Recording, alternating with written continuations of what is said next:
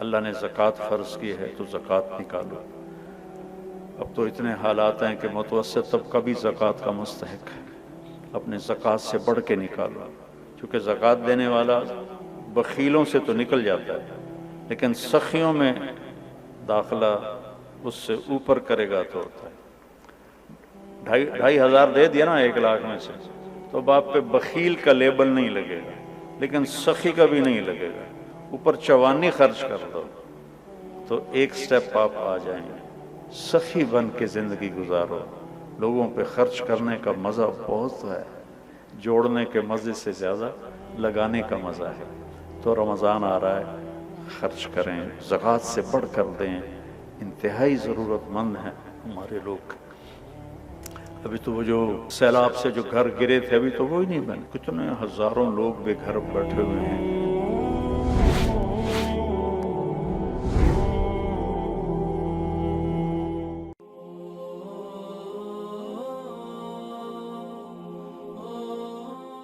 بسم اللہ الرحمن الرحیم، والصلاة والسلام علی رسولہ الکریم وعلی آلہ وصحبہ اجمعین، اما بعد، فاعوذ باللہ من الشیطان الرجیم، بسم اللہ الرحمن الرحیم۔ شہر رمضان الذی انزل فیہ القرآن، وقال تعالی یا ایھا الذین آمنوا کتب علیکم الصیام کما کتب علی الذین من قبلکم لعلکم تتقون۔ وقال النبی صلی اللہ علیہ وسلم من قام رمضان ایمانا واحتسابا غفر له ما تقدم من ذنبه۔ وقال النبی صلی اللہ علیہ وسلم من صام رمضان غفر له ما تقدم من ذنبه او کما قال۔ جی میرے محترم بھائیوں، بہنوں، دوستوں، بچوں، بچیوں، میری طرف سے رمضان کی مبارک ہو۔ سارے اہل ایمان، سارے مسلمانوں کو رمضان کی مبارک ہو، اور اللہ سے دعا ہے کہ اللہ تعالی ہمارے اس روزے اور تراویح کو قبول فرمائے اور ہماری بخشش کا ذریعہ بنائے، آمین۔ کئی سالوں سے یہ معمول چل رہا ہے کہ رمضان میں قرآن کا کچھ خلاصہ وہ بیان کر دیا جائے۔ 1.25 پارہ پڑھا جاتا ہے، رات ہم نے 1.5 پارہ سنا، تو سارے کا تو خلاصہ مشکل ہوتا ہے، تو کچھ اس میں سے جو اللہ تعالیٰ دل میں ڈالے گا وہ میں عرض کر دوں گا۔ سب سے پہلی بات یہ ہے کہ یہ قرآن کیا ہے، یہ کتاب کیا ہے؟ تو اللہ تعالیٰ یہ کس نے اتاری ہے، اس کا مقصد کیا ہے؟ تو قرآن کا تعارف قرآن کی زبان سے، کہ قرآن خود اپنے بارے میں کیا کہتا ہے۔ تو پہلا سوال اٹھتا ہے یہ کس کی کتاب ہے، کہ کس نے لکھی ہے، کون مصنف ہے؟ تو اللہ تعالیٰ فرماتے ہیں سورہ شعراء میں وَإِنَّهُ لَتَنزِيلُ رَبِّ الْعَالَمِينَ، یہ پیغام ہے، یہ کتاب ہے، تھوڑی تھوڑی کر کے اتاری ہوئی، تنزیل تھوڑا تھوڑا کر کے اتارنا، انزال ایک ہی دفعہ اتارنا۔ رب العالمین، جو ساری کائنات کا مالک ہے اور لارڈ ہے اور بادشاہ ہے اور پالنے والا ہے۔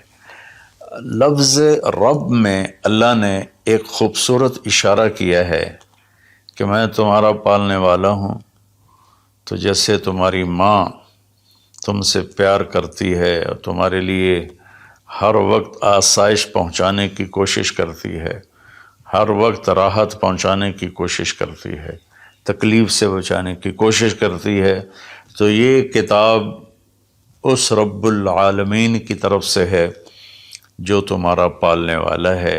وہ تمہارے لیے کبھی تکلیف نہیں چاہے گا، کبھی مشقت نہیں چاہے گا۔ میرے اس قانون پہ عمل کرنا تمہارے لیے سراسر فائدہ ہے، اور اس کو چھوڑ دینا تمہارے لیے سراسر نقصان ہے۔ لفظ رب میں یہ ایک پیغام اللہ تعالیٰ نے خاموش پیغام ہمیں دیا ہے۔ کس کی کتاب ہے؟ کا رب العالمین، رب العالمین تو آسمانوں پر ہے، تو نیچے کون لایا؟ تو اس کا جواب ہے نزل بہ الروح الامین۔ اس کے لیے ایک مقدس فرشتہ آیا جو امانت دار ہے کہ وہ جس طرح اللہ کی طرف سے وہ پیغام ملا اسی طرح اس کو لے کر نیچے آیا۔ امین کے لفظ نے حضرت جبریل کی ضمانت دی، اللہ کی طرف سے ضمانت، اور روح جو ہر آلائش سے پاک ہے اور اللہ کا امر ہے، قل الروح من امر ربی۔ تیسری بات کس پر اترا ہے؟ کس کو یہ دیا گیا ہے کلام کا؟ علی قلبک، اے میرے محبوب یہ آپ کے رب کا کلام ہے، جبریل اس کو لایا ہے اور آپ کے دل کے اوپر اتارا ہے۔ پہلی 3 کتابیں لکھی ہوئی اتار دی گئیں بیک وقت، اس سے پہلے چھوٹی چھوٹی کتابیں جو آئیں ابراہیم علیہ السلام پر یا دوسرے انبیاء پر، ادریس علیہ السلام پر، وہ بھی لکھی ہوئی۔ یہ لکھا ہوا نہیں آیا، یہ ڈائریکٹ اللہ پاک کی زبان سے نکلا اور جبریل نے اس کو لیا اور اللہ کے نبی کے دل پر اتار لیا۔ اچھا، کس لیے آیا ہے؟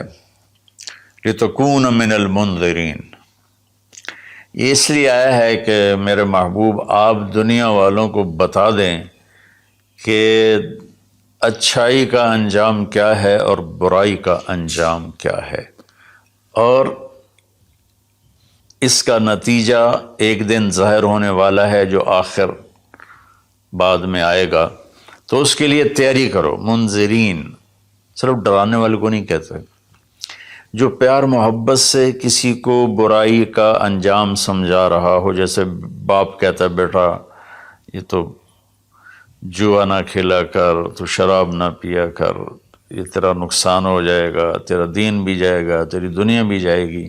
اس کے سمجھانے میں ایک محبت ہوتی ہے، شدت اور سختی نہیں ہوتی۔ کس زبان میں آیا ہے؟ بلسان عربی مبین، یہ خوبصورت صاف ستھری عربی زبان میں آیا ہے۔ کائنات کی یہ وہ زبان ہے جسے اللہ نے اپنے لیے چنا۔ اللہ کا کلام عربی، میرے رسول عربی، میرے رسول کی زبان عربی، اور اہل جنت کی زبان بھی عربی۔ اللہ نے اس کو پسند کیا۔ یہ عجیب و غریب کلام ہے اور عجیب و غریب یہ لینگویج ہے۔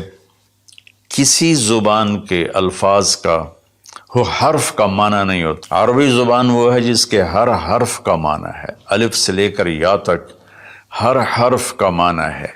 یہ عربی زبان میں آیا ہے۔ اس میں ایک یہ اشارہ بھی ہے کہ اللہ تعالیٰ عربوں سے کہہ رہا ہے کہ تمہاری زبان میں بھیجا ہے، اس کو سمجھنے کے لیے تمہیں تو کوئی مشکل نہیں ہے، اور دوسرا ہماری طرف بھی اشارہ ہے کہ تم کسی بھی زبان سے تعلق رکھتے ہو تو کوشش کرو عربی سیکھو تاکہ اللہ کے قرآن کو تم، پیغام کو تم سمجھ سکو۔ یہ مختصر سا تعارف ہے کہ قرآن کس کا کلام ہے؟ اللہ کا۔ کون لایا؟ جبریل۔ کن کے پاس لایا؟ ہمارے نبی پاک صلی اللہ علیہ وسلم۔ کس لیے لایا؟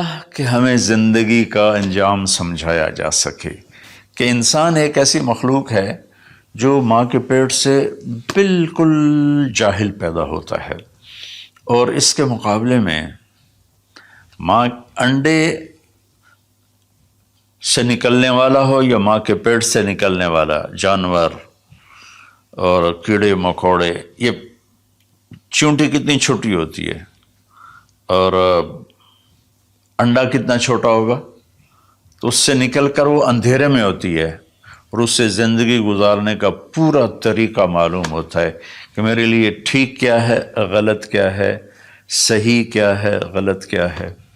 انسان پیدا ہوتا ہے، واللہ اخرجکم من بطون امہاتکم لا تعلمون شیئا، میرے بندو اللہ نے تمہیں ماں کے پیٹ سے نکالا، تم کچھ بھی نہیں جانتے تھے، تو ہمیں باہر سے علم لینا ہوتا ہے، اور باقی کسی مخلوق کا امتحان نہیں، میرا اور آپ کا امتحان ہے کہ اللہ فہدیناہ النجدین، یہ 2 راستے ہیں، یہ سیدھا ہے، یہ غلط ہے، قرآن سیدھا راستہ بتاتا ہے، ان ھذا القرآن یہدی للتی ہی اقوم، قرآن تمہیں سیدھا راستہ بتاتا ہے۔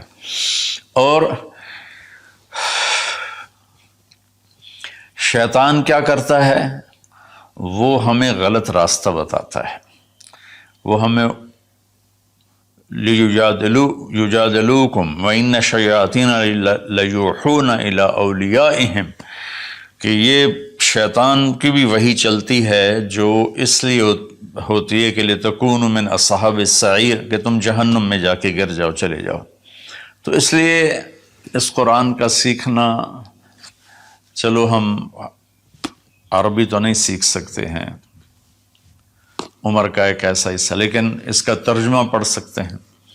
ہر مکتب فکر کے علماء نے ترجمہ کیا ہوا ہے، تو وہ ترجمہ تھوڑا تھوڑا پڑھیں تو انشاءاللہ ہمیں پتہ چلے گا کہ اللہ ہم سے کیا کہتے ہیں۔ پھر اس قرآن کا مقصود کیا ہے؟ وہ ہدایت ہے۔ الف لام میم ذالک الکتاب لا ریب فیہ ھدی للمتقین، یہ کتاب کی پہلے اللہ نے ضمانت دی کہ یہ ہر شک و شبہ سے بالا تر کتاب ہے، دنیا میں کوئی یہ دعویٰ نہیں کر سکتا، نہ بولنے والا نہ لکھنے والا۔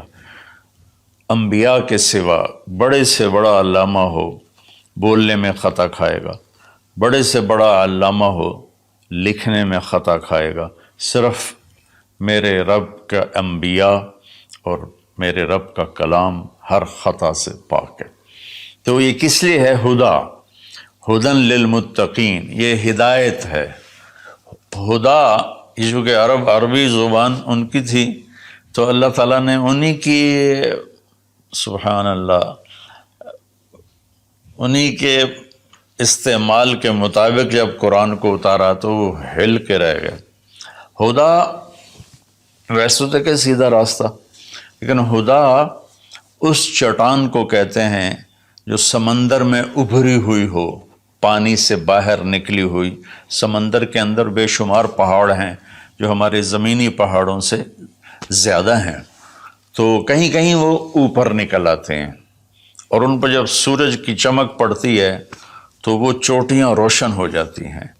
اس روشن چوٹی کو عرب جب سفر کرتے تھے، یا دوسرے بھی جب بحری سفر کرتے تھے، تو ان کو نشانی بناتے تھے کہ یہ پہاڑ کی چوٹی فلاں جگہ کا پتہ بتاتی ہے، یا سمجھیے جدہ کا پتہ بتاتی ہے، یہ یمبو کا پتہ بتاتی ہے، یہ خلیج عقبہ کا پتہ بتاتی ہے۔ ایک مثال دے رہا ہوں۔ تو ہدا اس پہاڑ کی چوٹی کو کہتے ہیں جس کو دیکھ کر بحری جہاز اپنی سمت اور راستے کو صحیح کرتے تھے اور منزل تک پہنچتے تھے۔ تو اللہ نے اس کتاب کو ہدا فرمایا ہے کہ انسانی سمندر میں، انسانی زندگی کی کشتی کے لیے، میں پھر دہراتا ہوں، انسانیت کے سمندر میں انسانی زندگی کی کشتی کے لیے یہ جو قرآن ہے، یہ وہ چوٹی ہے پہاڑ کی جس سے تم راستہ پاتے ہو اور جس سے تم اپنی منزل تک پہنچتے ہو۔ ایک مقصد تو اس کا یہ ہے کہ مجھے کیا کرنا ہے قرآن بتائے گا، کیا نہیں کرنا قرآن بتائے گا۔ جو کہا گیا وہ کر لو، جس سے روکا ہے وہ چھوڑ دو۔ دوسرا، قرآن کا مقصود کیا ہے؟ ھذا بلاغ للناس، یہ پیغام ہے لوگوں کو پہنچانے کے لیے، جس کو امت آج بھلا چکی ہے۔ مدت ہوئی صیاد نے چھوڑا بھی تو کیا، تاب پرواز نہیں راہ چمن یاد نہیں۔ مدت ہوئی، پرندہ پنجرے میں بند تھا، جب شکاری نے اس کو کھولا پنجرے کا دروازہ اور کہا کہ جاؤ آزاد ہو، تو وہ کہتا ہے تاب پرواز نہیں، میں اڑ نہیں سکتا، تم بہت چھوٹی عمر میں مجھے پکڑ کے لائے تھے میرے گھونسلے سے، راہ چمن یاد نہیں، اور مجھے راستہ بھی معلوم نہیں کہ میرا گھونسلہ کس چمن میں تھا، کس درخت پہ تھا، کس شاخ پہ تھا، میں کچھ نہیں کر سکتا۔ اس وقت امت خواہشات کے پنجرے میں اس طرح بند ہوئی ہے کہ راہ چمن یاد نہیں، تاب پرواز نہیں، راہ چمن یاد نہیں، کہ اللہ تعالیٰ نے ہمیں یہ سورہ ابراہیم کے آخر میں ھذا بلاغ للناس، یہ لہجہ ہے قرآن کا یہاں، ھذا بلاغ للناس، یہ پیغام ہے لوگوں کو پہنچانے کے لیے، وَلِيُنذَرُوا بِهِ، تاکہ انہیں خبردار کیا جا سکے، وَلِيَعْلَمُوا، تاکہ وہ جان لیں، أَنَّمَا هُوَ إِلَٰهٌ وَاحِدٌ وَلِيَذَّكَّرَ أُولُو الْأَلْبَابِ، کہ ایک ہی اللہ ہے، ایک ہی معبود ہے، ایک ہی الہ ہے، ایک ہی مدد کے قابل، ایک ہی پکارے جانے کے قابل، ایک ہی ہے جس کو پکارنا بھی ہے، بلانا بھی ہے، مانگنا بھی ہے، جھولی بھی پھیلانی ہے۔ یہ اس کا دوسرا مقصد ہے۔ اس امت کو ایسا نبی ملا جس کے بعد کوئی نبی نہیں آئے گا، کوئی نبی نہیں آئے گا۔ نبی اللہ بھیجتا ہے، خود بخود کو انسان نبوت کا دعویٰ کرے تو اس سے وہ نبی نہیں بنتا ہے، تو نبی اللہ بھیجتا ہے اور اللہ پسند کرتا ہے۔ تو ہمارے نبی آخری ہیں، لہٰذا اس کتاب کا پیغام دنیا کو پہنچانا ہم سب کے ذمہ ہے کہ ہم انہیں بتائیں کہ بھائیو آگے ایک زندگی آ رہی ہے۔ دو باتیں ہو گئیں۔ تیسری بات یہ ہے کہ اس وقت ایک ماحول بنا ہوا ہے کہ دین پہ چلنا بڑا مشکل ہے، دین پہ چلنا بڑا مشکل ہے۔ تو اللہ تعالیٰ نے بسم اللہ الرحمن الرحیم، یہاں سے اللہ نے تسلی دینی شروع کی کہ میں شروع کرتا ہوں اس اللہ کے نام سے جو رحمان بھی ہے، رحیم بھی ہے، مہربان ہے، نہایت رحم کرنے والا ہے۔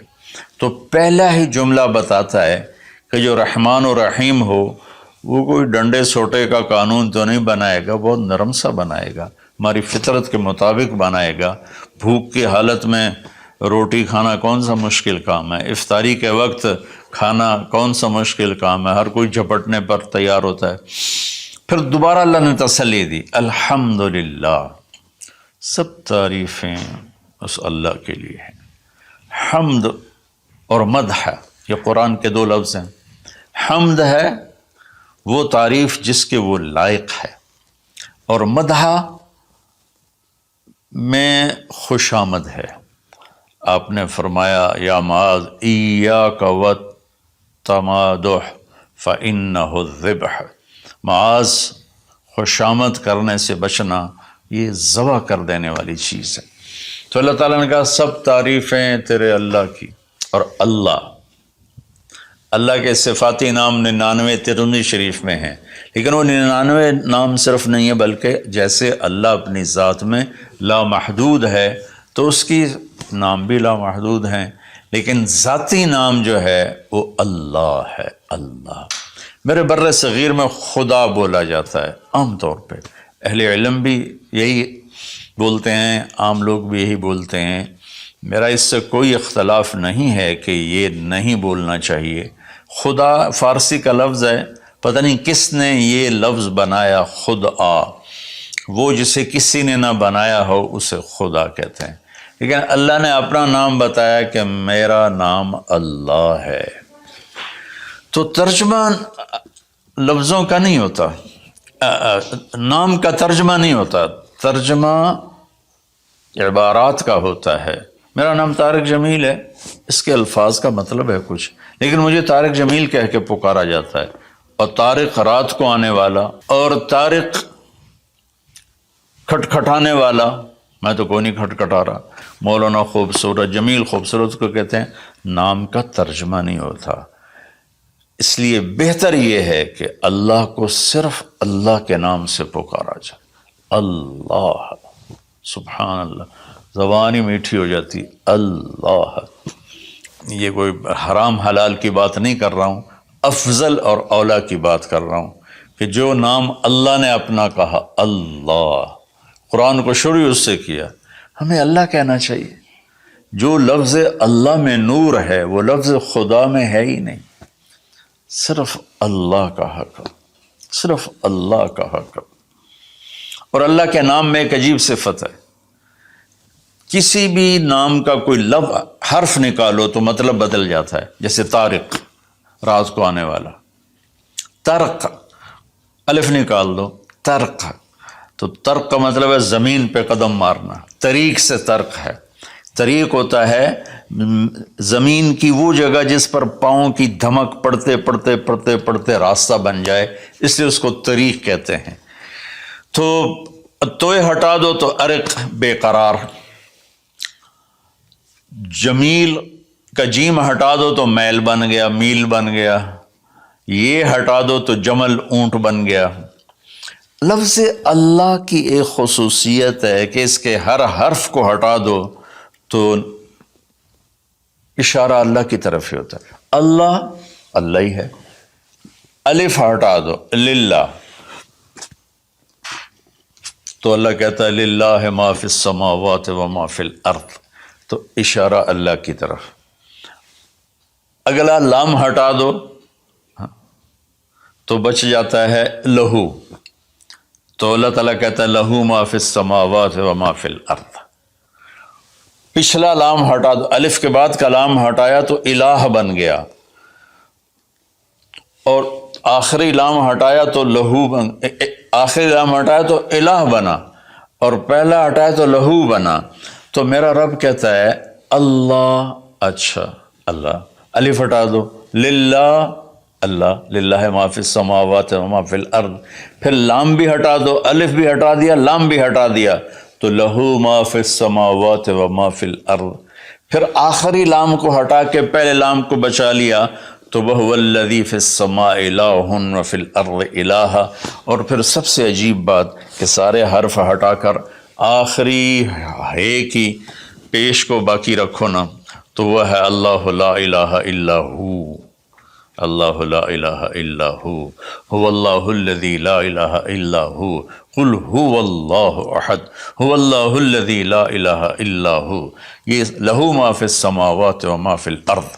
تو اللہ تعالیٰ نے ہمیں تسلی دی کہ میں بہت بڑا ہوں۔ اچھا یہ اللہ، یہ جو تو قانون بھیج رہا ہے تو قانون تو بڑے سخت ہوتے ہیں، تو اللہ کہتا رب العالمین، نہیں میں تمہاری ماں سے زیادہ پیار کرنے والا ہوں، میں تم پر ایسے ڈنڈے نہیں چلاؤں گا۔ تو لیکن میرا اللہ کہتا ہے کہ میرا بندہ میں تیری ماں سے 70 گنا کا مطلب 70 نہیں ہوتا، لا محدود درجے میرا پیار ہے۔ پھر تسلی نہیں ہوتی، یا اللہ تو قرآن تو بھیج رہا ہے، پتہ نہیں ہم عمل کر سکیں گے کہ نہیں کر سکیں گے۔ تو پھر اللہ کہتا ہے الرحمن الرحیم، کیوں ڈر گئے ہو؟ کیوں قرآن کے مطابق دکان نہیں چلاتے، زندگی نہیں گزارتے، جاب نہیں کرتے، زراعت نہیں کرتے، تجارت نہیں کرتے، شادی نہیں کرتے، ساری چیزوں کو بنا لیں تو کیوں ڈرتے ہو؟ رب العالمین پہلی گارنٹی، الرحمن الرحیم پہلے بسم اللہ سے، پھر دوسری گارنٹی اللہ کہ میں اللہ ہوں، نفع نقصان کا مالک ہوں، پھر رب العالمین تم پر مہربان ہوں، تمہارا پالنے والا ہوں، پھر الرحمن الرحیم کی دوبارہ تکرار ہے، کیوں ڈرتے ہو؟ رحمان بھی ہوں رحیم بھی ہوں۔ اب اللہ نے جزا سزا کا بھی ایک رکھا نا، کہ بہت سے لوگ ہیں جو محبت کی بات جتنی بھی کرو وہ الٹا ہی سوچتے ہیں، تو اس کو دھمکانے کے لیے مالک یوم الدین۔ پھر یہ بھی یاد رکھنا کہ میرے پاس جزا سزا کا بھی نظام ہے۔ اس کو اللہ تعالیٰ اتنے خوبصورت انداز میں بیان کرتا ہے کہ ہم تو چونکہ عرب نہیں ہیں، لیکن عربی کچھ پڑھی تھوڑی بہت، اللہ نے اس کا ذوق بھی دیا، تو ابھی ساری بات ہو رہی کہ وہ ایسا ہے، وہ ایسا ہے، وہ ایسا ہے، لیکن آگے ہے ایاک نعبد و ایاک نستعین، یا اللہ تیری ہی بندگی کرتے ہیں، تجھی سے مدد مانگتے ہیں۔ تو ایک دم جیسے اللہ سامنے آ گیا ہو، الحمدللہ رب العالمین الرحمن الرحیم، ان الفاظ نے اس طرح کر دیا جیسے اللہ میرے سامنے آ گیا ہے، جیسے کأنک تراہ، جیسے اللہ میرے سامنے آ گیا تو میں کہتا ہوں ایاک نعبد، یا اللہ میں تو تیری ہی بندگی کرتا ہوں، و ایاک نستعین، یا اللہ میں صرف تجھے پکارتا ہوں مدد کے لیے، میں کسی اور کو نہیں پکارتا۔ میرے نبی نے حضرت عبداللہ بن عباس سے فرمایا وَإِذَا سَأَلْتَ فَاسْأَلِ اللَّهِ وَإِذَا اسْتَعَنْتَ فَاسْتَعِنْ بِاللَّهِ، کہ اے بچے، اے میرے یا غلام، اے میرے پیارے چچا زاد بھائی، تو ایسا جب تجھے پکارنا ہو تو اللہ کو پکارنا، مدد کے لیے صرف اللہ ہے جو آتا ہے، اللہ کے سوا کوئی مدد نہیں کر سکتا۔ یہ اسباب کی دنیا ہے، ایک دوسرے سے مدد لینا۔ تو میرے نبی نے قرضے اٹھائے، میرے نبی نے زرہ پہنی، میرے نبی نے تلوار اٹھائی، لیکن وہ کام جو براہ راست اللہ کے ہاتھ میں ہے، ان میں صرف اللہ کو پکارا جاتا ہے، ان میں صرف اللہ کو پکارا جاتا ہے۔ ایاک نعبد و ایاک نستعین۔ علماء فرماتے ہیں ساری آسمانی کتابوں کا خلاصہ قرآن ہے، اور قرآن کا خلاصہ سورۃ فاتحہ ہے، اور سورۃ فاتحہ کا خلاصہ ایاک نعبد و ایاک نستعین ہے۔ اے میرے اللہ، یا اللہ، یہ صرف اللہ کے ساتھ ہے اور کسی کے ساتھ نہیں ہے۔ تو پھر اللہ تبارک و تعالیٰ، چونکہ میں نے پہلے شروع میں کہا تھا کہ ہم زندگی گزارنے کا طریقہ نہیں جانتے، تو اللہ نے ہم سے یہ دعا ہم پہ فرض کر دی کہ تم نے یہ مانگنا ہے، چونکہ تم اندھے ہو، جاہل ہو، کہو اہدنا۔ کتنی ضروری ہے۔ اللہ کہتا ہے روٹی مانگو، پانی مانگو، بیوی مانگو، بچے مانگو، جی کپڑے مانگو، زمین مانگو، جائیداد مانگو، صحت مانگو، عزت مانگو، سب کچھ مانگو، لیکن ایک چیز اللہ نے فرض کر دی کہ میرے بندے، اگر تو ہدایت کے بغیر مر گیا تو برباد ہو جائے گا، لہذا تم پہ واجب کرتا ہوں، فرض کرتا ہوں کہ اہدنا الصراط المستقیم۔ اہدنا پہلے میں بتا چکا ہوں کہ خدا، یا اللہ وہ چٹان دکھا دے جس کو دیکھ کر میری زندگی کی راہیں صحیح جگہ تک مجھے پہنچائیں۔ خدا، عرب اس کو سن کے ہل گئے تھے کہ وہ محاورہ سمجھتے تھے، ہم محاورہ نہیں سمجھتے، لیکن عرب کیوں ہل گئے تھے؟ کہتے کیا کمال ہے یار، یہ کیا آدمی کہاں سے بولتا ہے، کیا بولتا ہے۔ وہ تو ابو جہل سے پوچھا اخنس ابن شریک نے، سچ سچ بتا محمد جھوٹے ہیں کہ سچے ہیں؟ کہنے لگا اللہ کی قسم سچے ہیں، پر نہیں مانوں گا، میں بنو ہاشم سے مقابلہ کروں گا، نہیں مانوں گا، سچے ہیں۔ تو اہدنا، یا اللہ وہ چٹان دکھا، وہ کیا، وہ قرآن ہے جس کو دیکھ کر میں تجھ تک پہنچ جاؤں۔ صراط، سیدھے راستے کو کہتے ہیں، صراط جس پر کسی قسم کا کوئی کھڈا نہ ہو، جیسے موٹر وے۔ اب موٹر وے بنا ہے تو ہم لوگ اپنے گاؤں سے، ابھی میں گاؤں سے ہی بات کر رہا ہوں، ملتان کے لیے جانا ہو، لاہور، اسلام آباد، فیصل آباد، موٹر وے سے جاتے ہیں۔ صراط موٹر وے کو کہتے ہیں۔ المستقیم جس میں وہ نہ ہو، زیادہ موڑ نہ ہو، بلکہ سیدھا ہو۔ الذین انعمت علیہم، نعم اس بوٹی کو کہتے ہیں جو سردی گرمی میں خشک نہیں ہوتی، سدا بہار سرسبز ہوتی ہے۔ تو نعمتاً، یا اللہ وہ راستہ دے جس میں ہر چیز ملتی ہو، سبزہ بھی ہو، خوشیاں بھی ہوں، اور اس کے راستے میں کوئی سروس اسٹیشن بھی ہو، اور کھانے پینے کا سامان بھی ہو، کوئی بوفے بھی ہو، اور کوئی جو پیٹرول اسٹیشن بھی ہو۔ آج کی زبان میں کہہ رہا ہوں، یا اللہ وہ راستہ دے جو آباد ہو، جو سرسبز ہو۔ نعم کے اندر یہ معنی موجود ہے، غیر المغضوب علیہم ولا الضالین۔ پھر کہا آمین، زور سے کہو آمین۔ تو میرے رب نے فرمایا کہ یہ مانگو کہ مجھے سیدھی راہ دکھا۔ تو میرے بھائی بہنوں، حضرت علی رضی اللہ تعالیٰ عنہ علیہ السلام کا فرمان ہے کہ اگر میں سورۃ فاتحہ کی تفسیر کروں تو 70 اونٹوں پہ لا دی جائے گی۔ 7 آیات ہیں تو ہر آیت کے لیے 10 اونٹ۔ اور ایک دفعہ فرمایا کہ عشاء کی نماز پڑھ کے بیٹھے اور فرمایا کہ میں تمہیں بسم اللہ الرحمن الرحیم کی تشریح کر کے بتاتا ہوں، اس کا مطلب بتاتا ہوں۔ تو با سے شروع ہوئے، با صرف لفظ با سے شروع ہوئے، اور فجر کی اذان ہو گئی، با کی شرح چل رہی تھی۔ تو سورہ یعنی بقرہ، یہ سارے، اب ایک اور روایت ہے کہ سورہ بقرہ سارے قرآن کی سردار ہے، اور سورہ بقرہ کی سردار آیت الکرسی ہے جس میں اللہ اپنا تعارف کرواتا ہے۔ تو اس میں اللہ تعالیٰ نے شروع ہی میں ایک حکم دیا، یا ایھا الناس اعبدوا ربکم الذی خلقکم والذین من قبلکم لعلکم تتقون۔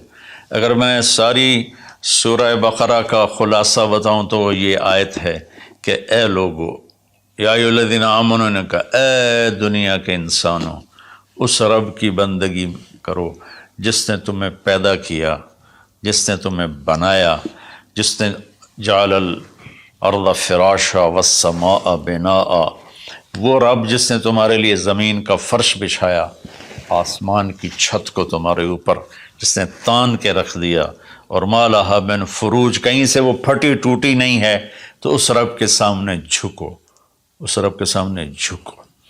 عبدہ اس بوٹی کو کہتے ہیں جو صحرا میں پیدا ہوتی ہے اور ہر وقت سرسبز رہتی ہے، اور اونٹ جب اس کو دیکھ لیتا ہے تو پھر وہ کسی جھاڑی کی طرف نہیں جاتا، سیدھا اس بوٹی کے اوپر جاتا ہے۔ تو میں قربان جاؤں، لفظ عبدہ میں یہ عبد میں یہ اشارہ ہے، عبادت میں یہ اشارہ ہے کہ میرے بندو، میں تمہارا ایسا رب ہوں کہ تم میرے بغیر رہ نہیں سکتے ہو، تو ایسے میری طرف آؤ جیسے وہ تمہارے اونٹ تو ان کی عزت تھے، ان کا تاج تھے، تو میں تمہیں یہ پیغام دیتا ہوں کہ میرے بن کے چلو، میرے بن کے چلو۔ آخر میں حضرت یعقوب علیہ السلام کا انشاءاللہ سورہ یوسف میں اللہ تعالیٰ نے زندگی تو اس کی تفصیل آئے گی، لیکن یہاں صرف اتنی بات کہ اللہ تعالیٰ نے باپ کے روپ کیسا ہونا چاہیے، ایک باپ کو باپ کیسا ہونا چاہیے، اس میں جو یعقوب علیہ السلام کو فٹ کیا ہے اور کسی نبی کو فٹ نہیں کیا ہے، کہ یعقوب علیہ السلام نے اپنی اولاد جو نافرمان تھی ان کے ساتھ کس طرح زندگی گزاری، جو کھو گئے ان پر کیسے صبر کیا، اور جب وہ دنیا سے جانے لگے تو اس وقت کیا فکر کیا۔ تو مرنے والا کبھی کسی سوچ میں ہوتا ہے، کبھی کسی سوچ میں ہوتا ہے، تو یعقوب علیہ السلام نے فرمایا ما تعبدون من بعدی، دیکھو بیٹو میں جا رہا ہوں، میرے بعد کس کی عبادت کرو گے؟ تو انہوں نے کہا کہ ہم آپ کے رب کی اور ابراہیم کے رب کی، اسماعیل کے رب کی ہم عبادت کریں گے۔ تو والدین کے اوپر ذمہ ہے انہیں اپنے اللہ کا تعارف کرانا، اللہ کی پہچان کرانا، ڈنڈے سے نہیں، محبت سے، پیار سے، نصیحت سے۔ تو والدین پیار محبت سے اپنی اولاد کو اس پر لائیں۔ سورہ بقرہ اتنی لمبی صورت ہے کہ ابو علی رحمۃ اللہ علیہ بغداد میں 6 صدی کے عالم تھے، وہ سورہ بقرہ کو شروع کیا، اس کی شرح کرتے کرتے کرتے 32 سال گزر گئے اور وہ مر گئے، اور سورہ بقرہ وہ پوری نہیں کر سکے تھے۔ تو میں خلاصے کے طور پر اس میں سے یہ بتا رہا ہوں کہ ہم اپنے اللہ کو پہچانیں، اسی کو معبود بنائیں، اسی کو اپنی مدد، اسی کو اپنا مددگار بنائیں، اسی کی بندگی اور عبادت کریں۔ اور ایک چیز میں نے چن کے دکھائی کہ ایز اے والدین ہمیں اپنی اولاد کو کس حال میں چھوڑ کے جانا ہے، اور اس سے پہلے میں نے قرآن کا تعارف کروایا۔ مولانا طارق جمیل فاؤنڈیشن، انسانیت کی محبت دلوں میں سموئے۔ اس رمضان المبارک MTJ فاؤنڈیشن پھر سے چاہتی ہے آپ کا بھرپور ساتھ، کیونکہ تعلیم سے دور، اپنی چھت سے محروم، صحت کے مسائل سے دوچار اور سیلاب اور زلزلوں کی تباہ کاریوں کا شکار لاکھوں افراد کی زندگی آپ کی زکوٰۃ سے بدل سکتی ہے۔ اپنی زکوٰۃ، صدقات اور عطیات MTJ فاؤنڈیشن کو دیں۔